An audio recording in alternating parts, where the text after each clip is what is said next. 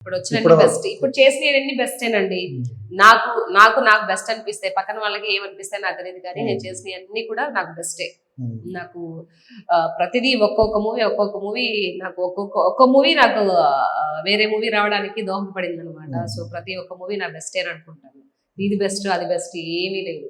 సరే, రామ్ చరణ్ గారికి one of the best movie ఉందా? రామ్ చరణ్ గారికి already Rangasthalam one of the best movie Peddi. ఇది రాసుకుంటా. రామ్ చరణ్ గారు అసలు ఏంటండి బాబు, పులి కడుపున పులే పుట్టింది. ఆల్రెడీ నిరూపించారు RRR తో అండ్ రంగస్థలంతో. మళ్ళీ ఇప్పుడు అంతకన్నా ఒక భారీ మూవీ రాబోతుంది. సో అక్కడ డైరెక్టర్ బుచ్చిబాబు గారు. సో బుచ్చిబాబు గారి స్క్రీన్ ప్లే ఎలా ఉంటుందో చూసారు కదా, ఆల్రెడీ ఉప్పిన చూసాము. అంతకన్నా వేరే లెవెల్లో ఉండబోతుంది సార్. రామ్ చరణ్ గారి గురించి చూసుకుంటే అంటే మీరు అన్నట్టు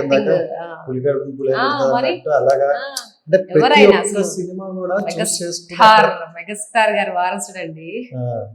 తక్కువ అంచనా వేయడానికి లేనే లేదు.